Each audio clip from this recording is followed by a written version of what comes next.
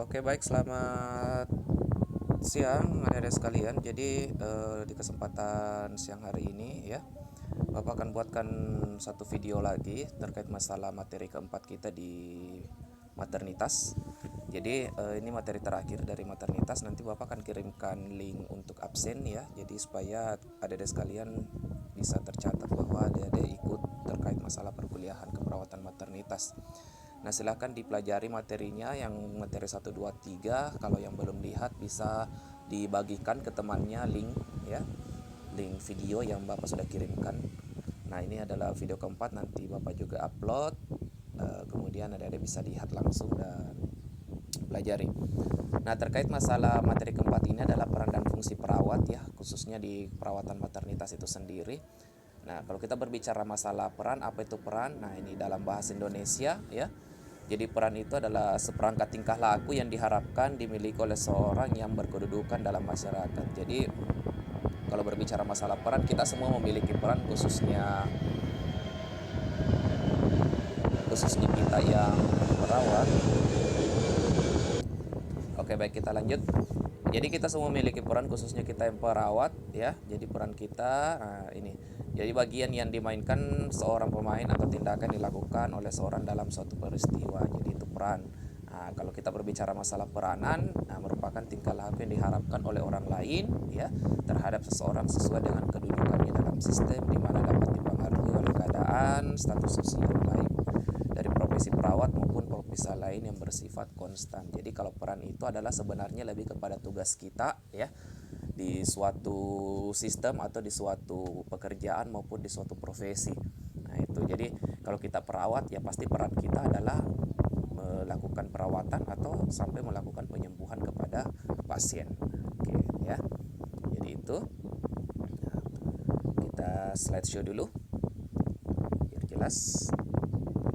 Oke.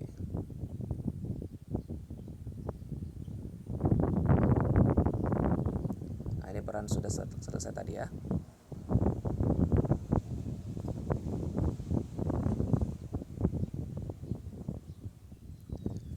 Nah, ini adalah hasil konsorsium ilmu kesehatan tahun 89 bahwa peran perawat itu sebenarnya adalah pemberi askep, jelas asuhan keperawatan. Sampai hari ini pun kita tetap melaksanakan itu ya. Kemudian advokat pada klien, jadi sebagai penengah maupun sebagai pemberi saran kepada klien ya atau pasien. Kemudian edukator, memberikan edukasi atau pemahaman terkait apa yang dialami oleh pasien. Jadi itu peran kita sebagai perawat, khususnya di maternitas. Kemudian sebagai koordinator ya, kalau misalnya dalam profesi, jadi kita juga bisa sebagai koordinator. Nah, kemudian sebagai kolaborator, ingat bahwa di kesehatan itu ada banyak sekali profesi ya, salah satunya perawat, ada dokter, ada farmasi, kemudian ada analis gizi. Jadi kita sebagai kolaborator. Jadi untuk menyembuhkan pasien itu tidak hanya dokter saja, tidak hanya perawat saja, tapi melibatkan seluruh profesi yang ada dalam lingkup kesehatan. Kemudian sebagai konsultan daripada klien ya. Nah, kemudian sebagai pembaharu.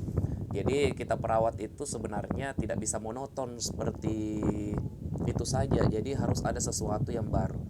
Kenapa? Karena kesehatan itu meningkat terus-menerus ya, derajat kesehatan juga meningkat terus-menerus. Nah, kita pun sebagai perawat harus mengupdate skill juga terus-menerus supaya apa? Karena penyakit juga sampai sekarang ini selalu berubah-ubah ya. Jadi tidak sama.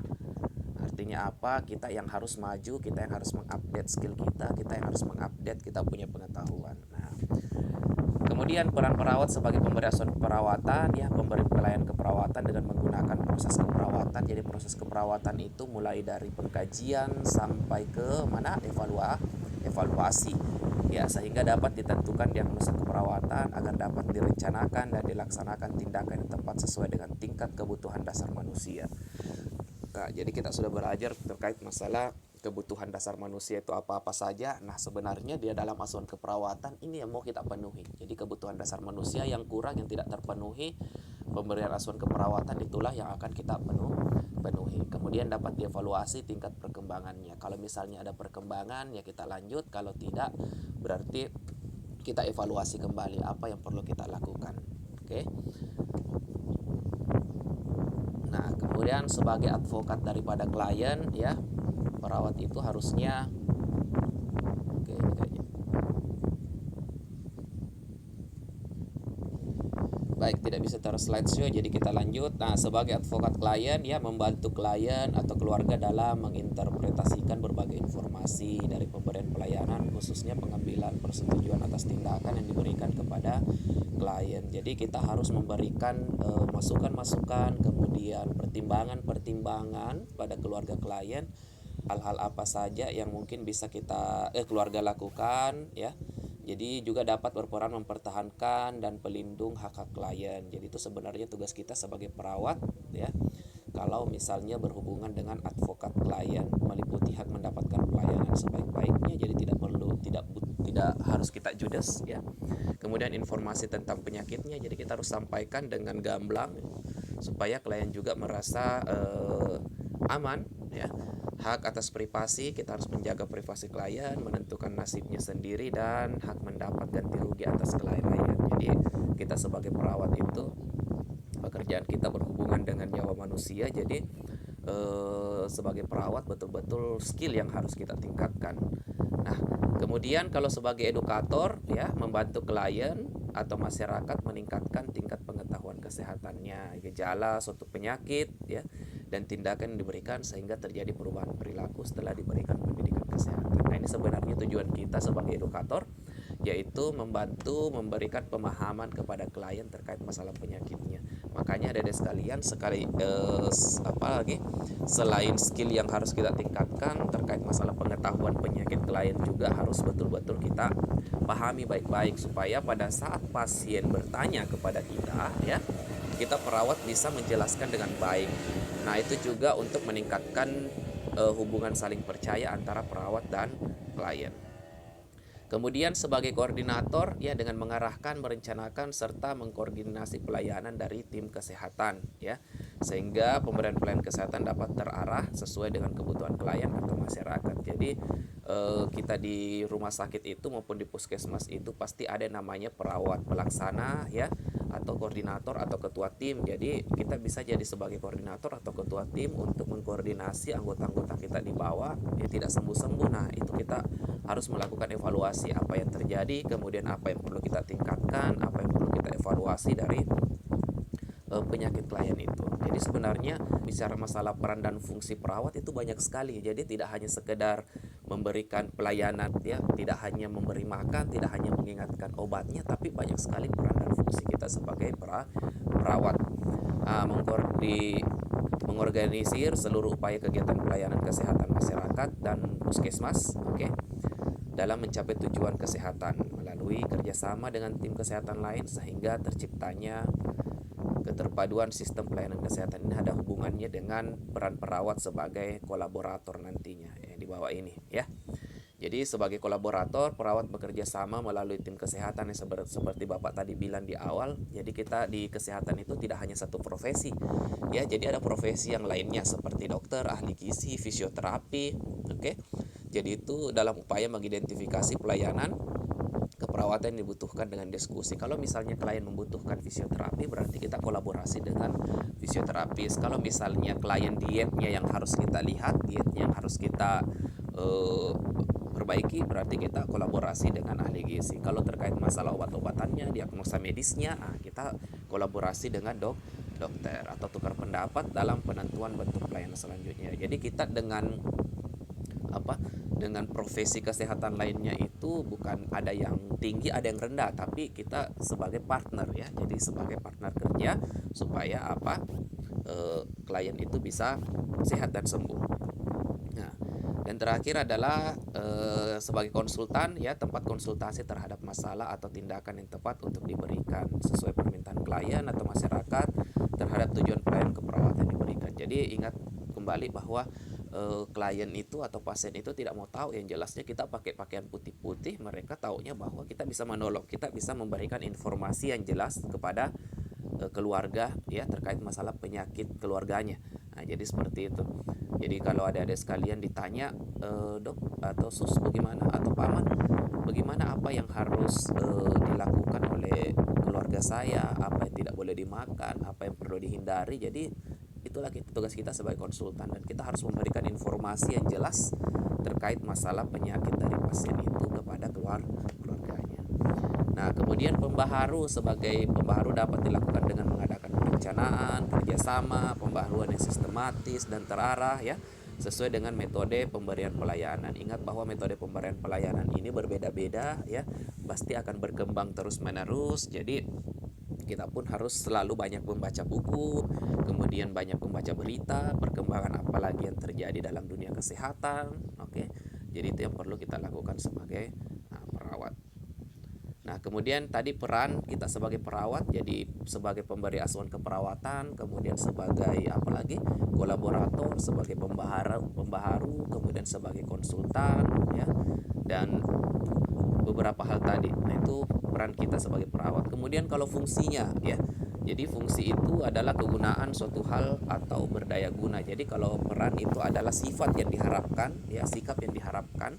Kemudian kalau fungsi itu adalah suatu pekerjaan dilakukan sesuai dengan perannya, yang dapat berubah sesuai dengan daerah atau sesuai dengan keadaan yang ada.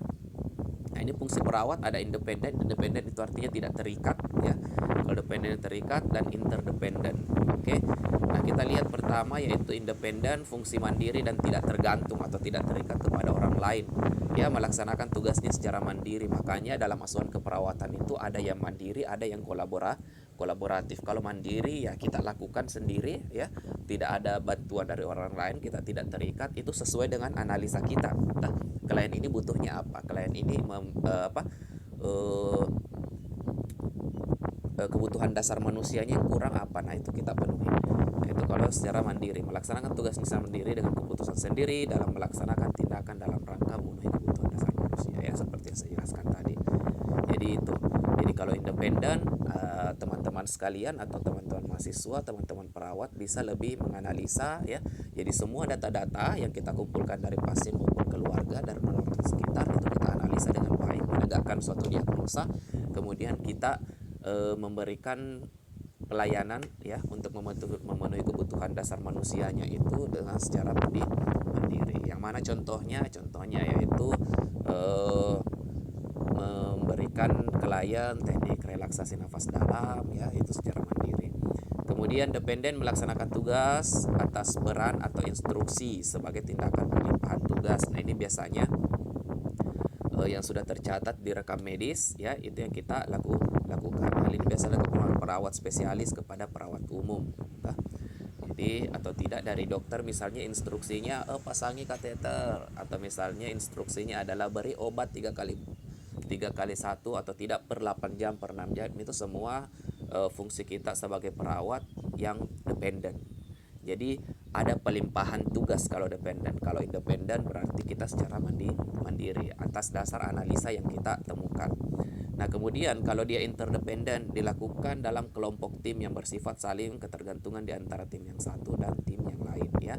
Dapat terjadi apabila bentuk pelayanan membutuhkan kerjasama tim dalam memberikan pelayanan, seperti dalam memberikan ASK pada klien punya penyakit kompleks. Nah, ini biasanya kita akan lihat pada acara pre-conference ya, conference atau tidak studi kasus.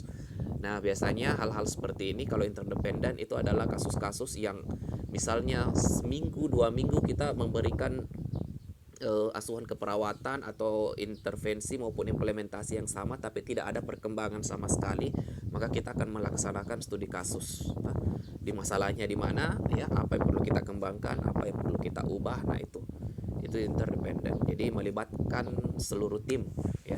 Kita tidak bisa sendiri, kita tidak bisa hanya dependen. Nah, peran dan fungsi perawat ya. Nah, ini menurut Effendi N 1998 ya, peran dan fungsi perawat yaitu melaksanakan pelayanan keperawatan. Nah, itu teman-teman kalau misalnya mau lihat bisa di pause videonya sambil dibaca-baca. Nah, pelaksana pelayanan keperawatan jelas. Kemudian sebagai pendidik hampir sama dengan di atas ya. Pengamat kesehatan, koordinator pelayanan kesehatan, pembaharu. Nah, ini sama, kita lihat penjelasannya. Nah, sebagai kalau pelaksana pelayanan keperawatan sebagai peranan utama dari perawat kesehatan masyarakat, yaitu sebagai pelaksana ASKEP kepada individu, keluarga, kelompok. Makanya asuhan keperawatan itu ada asuhan keperawatan individu, ada asuhan keperawatan keluarga maupun asuhan keperawatan komunitas ya atau kelompok dan masyarakat, baik yang sehat maupun yang sakit atau yang mempunyai masalah kesehatan atau keperawatan di rumah, puskesmas, panti jompo ya dan sebagainya sesuai dengan kebutuhannya. Kemudian ini sebagai pendidik kurang lebih apalagi fungsinya sama dengan yang di atas tadi. Nah, ini teman-teman sekalian bisa baca sebagai memberikan pendidikan kesehatan ya kepada individu, keluarga, kelompok. Kalau misalnya teman-teman sekalian sudah komunitas, nah ini yang dilakukan nih, yaitu penyuluhan, memberikan pendidikan kesehatan. Jadi pada saat komunitas kita tidak hanya mendata, tapi pada saat data itu sudah ada, apa yang kurang dari masyarakat, apa yang kurang dari keluarga, apa yang perlu kita perbaharui, apa yang perlu kita berikan pendidikan kesehatan yang berhubungan dengan keluarganya maupun individu. Kemudian pengamat kesehatan ya melaksanakan monitoring terhadap perubahan yang terjadi pada individu, keluarga, kelompok, dan masyarakat. Ini lebih kepada evaluasinya ketika kita sudah memberikan intervensi maupun implementasi. Nah, apa yang bisa kita evaluasi? Ini koordinator of service mengkoordinir seluruh kegiatan pelayanan kesehatan masyarakat dan puskesmas dalam mencapai tujuan kesehatan, khususnya yang paling banyak kasusnya ya kalau dalam maternitas yaitu kematian ibu dan bayi atau ibu dan anak ya. Kemudian apalagi banyak hal, apalagi di zaman sekarang itu ibu-ibu kebanyakan ya hilang air susunya atau kurang air susunya dan lain-lain. Nah, itu kita perlu tuh ya untuk memberikan edukasi-edukasi terkait masalah menambah air susu seperti apa ya.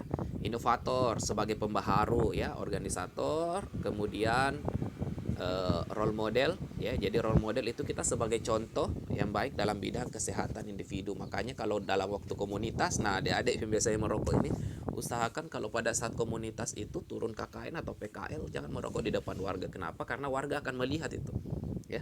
Masa perawat melarang kita merokok kemudian dia merokok sendiri ya. Jadi itu atau tidak mencuci tangan kemudian sebelum makan ya, itu kita harus tunjukkan ya. Makanya sebagai role model kita perawat itu sebagai contoh ya, contoh dalam bidang kesehatan, jadi harus lebih baik.